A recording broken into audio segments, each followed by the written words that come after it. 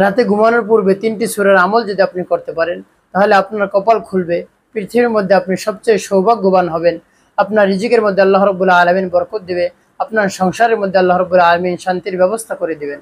সূরা 3টি পড়ে যা চাইবেন আল্লাহ রাব্বুল আলামিন তাই আপনাকে দিয়ে দিবেন। মনের সকল আশা আল্লাহ রাব্বুল আলামিন পূরণ করে দিবেন।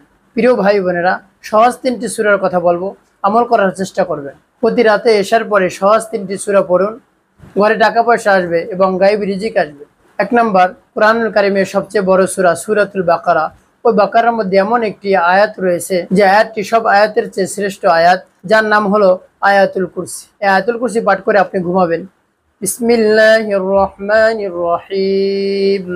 আল্লাহু লা ইলাহা ইল্লা হুয়াল হাইয়ুল কাইয়্যুম লা তাখুযুহু সিনাতুন ওয়ালা নাওম লাহু মা ফিস সামাওয়াতি ওয়া মা ফিল আরদ من ذا الذي يشفع عنده إلا بإذنه يعلم ما بين أيديهم وما خلفهم ولا يحيطون بشيء من علمه إلا بما شاء وسع كرسيه السماوات والأرض ولا يؤوده حفظهما ওহুয়াল আলিয়ুল আযীম। এভাবে আয়াতুল কুরসি শুদ্ধ করে আপনি পড়ে ঘুমাবেন। নবী করিম সাল্লাল্লাহু আলাইহি সাল্লাম বলেছেন, রাতে ঘুমানোর পূর্বে তোমরা যদি আয়াতুল কুরসি পড়ে ঘুমাও, তাহলে তোমরা নিরাপদে থাকবে। ফেরেশতারা পাহারা দিবে এবং ফেরেশতারা ইস্তেগফার করতে থাকে এবং ওই ব্যক্তির জন্য ফেরেশতারা দোয়া করতে থাকে। আয়াতুল কুরসি সম্পর্কে নবীজি সাল্লাল্লাহু আলাইহি সাল্লাম বলেছেন, মান ক্বারা আয়াতুল কুরসি দুবুরা কুল্লি সালাতিন মাকতুবা লাম ইয়ামনাহু মিন দুখুলিল জান্নাহ ইল্লা আইয়ামুত। নবীজি সাল্লাল্লাহু আলাইহি সাল্লাম বলেছেন, প্রত্যেক নামাজের পর যদি কেউ আয়াতুল কুরসি পাঠ করে, তাহলে আল্লাহ রাব্বুল আলামিন তাকে জান্নাতের ব্যবস্থা করে দিবেন। 2 নাম্বার, রাতে ঘুমানোর পূর্বে সূরা ইখলাস পাঠ করবেন। বিসমিল্লাহির রহমানির রহিম। কুল হুয়াল্লাহু আহাদ আল্লাহুস সামাদ লাম ইয়ালিদ ওয়া লাম ইউলাদ ওয়ালাম ইয়াকুল লাহু কুফুয়ান আহাদ। এভাবে শুদ্ধ করে সূরা ইখলাস পাঠ করবেন, তারপর আপনি ঘুমাবেন। নবী করিম সাল্লাল্লাহু আলাইহি সাল্লাম একদিন সকল সাহাবায়ে কেরামদেরকে ডাকলেন এবং বললেন, তোমরা রাতে ঘুমানোর পূর্বে কে পবিত্র কোরআনের 1/3 অংশ পড়তে পারবে? তখন কেউই হাত তুলেনি।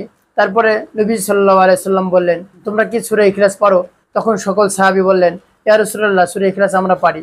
তখন আল্লাহর হাবিব সাল্লাল্লাহু আলাইহি সাল্লাম বললেন, যদি সূরা ইখলাস পারো, তোমরা যদি ঘুমানোর পূর্বে সূরা ইখলাস একবার পাঠ করো, তাহলে কোরআনের 1/3 অংশ পড়ার সব তোমাদেরকে আল্লাহ রাব্বুল আলামিন দান করবেন।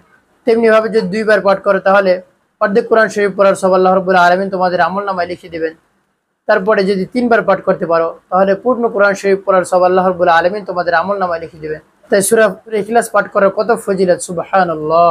এই সম্পর্কে নবী সাল্লাল্লাহু আলাইহি সাল্লাম বলেন, মান ক্বারা সূরাতুল ইখলাস 10 মাররাত বানাল্লাহু লাহু বাইতান ফিল জান্নাহ। যদি কেউ বিশ্বাসের সাথে সূরা ইখলাস 10 বার পাঠ করে, তাহলে জান্নাতের মধ্যে তার জন্য একটা অট্টালিকার ব্যবস্থা করে দেন। 3 নাম্বার, রাতে ঘুমানোর পূর্বে আপনি দুরূদ শরীফ পাঠ করবেন। আপনার কাছে যে দুরূদ সহজ হয় সেই দুরূদ আপনি পাঠ করতে পারেন। দুরূদ ইব্রাহিম পাঠ করতে পারেন বা সাল্লাল্লাহু আলাইহি সাল্লাম, সাল্লাল্লাহু আলা মুহাম্মদ।